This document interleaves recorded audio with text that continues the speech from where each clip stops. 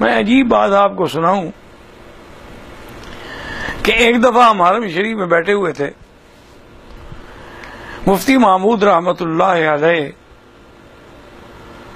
میرے ساتھ ان کا بہت ہی قریبی تعلق تھا، اور جب بھی تشریف لاتے تھے میرے گھر میں ٹھہرتے، حج بھی میرے ساتھ کرتے۔ تو ہم بیٹھے ہوئے تھے رکن یمانی اور حجر اسود کے درمیان میں،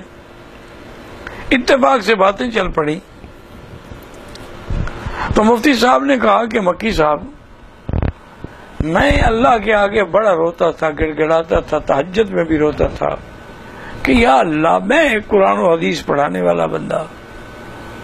ساری زندگی جیسے حدیث پڑھائی ہو، ساری زندگی جیسے فقہ پہ کام کیا ہو، میرے کس گناہ کی سزا ہے کہ میں اسمبلی میں آ گیا، اور اسمبلی بھی ایسی کہ جس کے اندر نعوذ باللہ ایسی عورتیں ہیں جو اس طرح ماشاءاللہ بن سنور کے آتی ہیں جیسے کسی فلم کی سٹوری کے لیے انہوں نے اپنے آپ کو پیش کیا ہو، اور جس انداز میں وہ تضحیق کرتی ہیں علماء کی، داڑھی والوں کی، مذہب کی، تو میں حیران ہوتا تھا کہ یا اللہ، میری کس گناہ کی سزا ہے۔ بعد میں انہوں نے کہا کہ مکی صاحب، جب قادیانیت کا مسئلہ چلا اور جب مرزا ناصر جو ہے وہ اسمبلی میں آیا، اور الحمدللہ اللہ تعالی نے اہل سنت والجماعت کی طرف سے مجھے یہ بندگی و اعزاز بخشا، ویسے بحیثیت ایک قانونی وکیل کے تو یحییٰ بختیار تھے جو اس کو قانونی شکل دیتے تھے، اصل سوال جواب تو ہم دیتے تھے، تو ہماری اس سے بحث چلتی رہی۔ انہوں نے کہا کہ ایک دن اس نے ایسا کیا کہ وہ اتنا بڑا بنڈل اخباروں کا لے کے ساتھ آیا،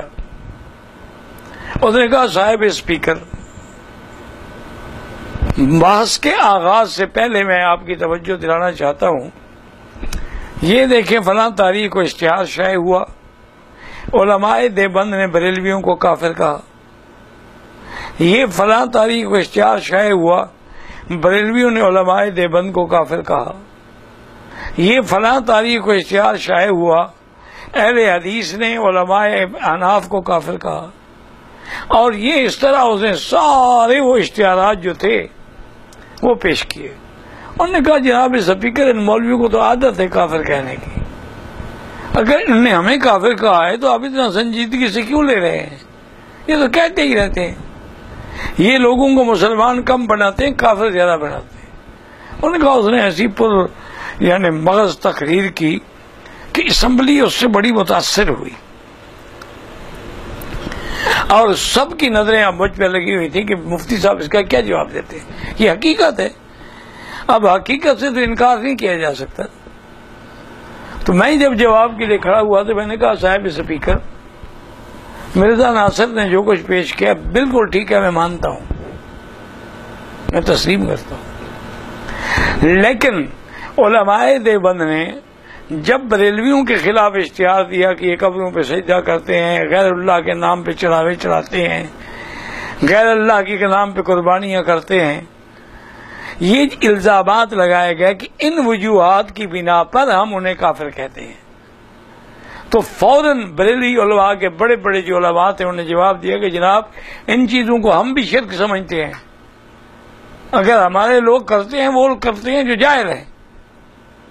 تو ہم تو ان چیزوں کو نہیں مانتے۔ تو جب انہوں نے وجوہ کفر کا انکار کر دیا تو کافر نہ رہے۔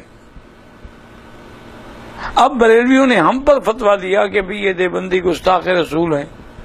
رسول اللہ کو اپنا بھائی سمجھتے ہیں، ان کی شان گھٹاتے ہیں، اولیاء کے منکر ہیں۔ ہم نے ان کا جواب دیا کہ آپ غلط کہہ رہے ہیں، ہم تو سرکار کو خیر البشر اور سید البشر مانتے ہیں اور امام الانبیاء مانتے ہیں، ایسی بات تو ہم سوچ ہی نہیں سکتے۔ تو ہم نے بھی وجوہات کفر کا انکار کر دیا، فتویٰ ختم ہو گیا۔ مرزا صاحب، آپ پر جو کفر کا فتویٰ لگا ہے کہ آپ نے مہدویت کا، آپ نے نبوت کا دعویٰ کیا، آپ بھی وجوہ کفر کا انکار کر دیں، ہم فتویٰ واپس لے لیتے۔ آپ کہتے کہ نہیں جی نہیں، مرزا صاحب تو نبی نہیں ہیں، بات ختم ہو گئی۔ تو کہتے ہیں کہ اس دن مجھے یہ خیال آیا، پھر فیصلہ بھی الحمدللہ ہمارے حق میں ہوا کہ اللہ نے شاید مجھے اسمبلی میں اسی لیے بھیجا تھا، کیونکہ میں عطا اللہ شاہ بخاری سے کوئی بڑا لیڈر نہیں تھا.